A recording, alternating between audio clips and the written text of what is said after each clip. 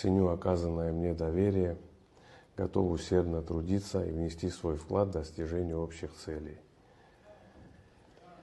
Что касается вашего вопроса, конечно, я не готов был, для меня это, я и не думал об этом, что вот такая именно высокая, будет оказано мне высокое доверие, вступить в такую высокую должность. Ну и, коль уж я вступил в эту должность, естественно, я понимаю, осознанно подхожу ко всем делам, которые будут, на меня возложены. Естественно, высокая должность – это большая ответственность. Я готов, как говорится, трудиться на благо нашей страны, Родины, нашего народа, естественно, наших граждан.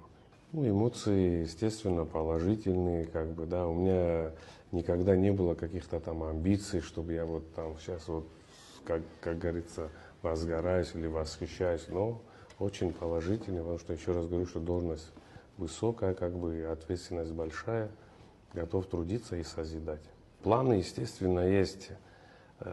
Планы какие? У меня вообще мой жизненный путь – это саморазвитие. Я когда от чего-либо достигаю, до каких-то там высот, то моя задача заключается в том, что я помогаю нашему обществу. Я знаю, что находясь на высокой должности, у меня появляются возможности больше помогать людям.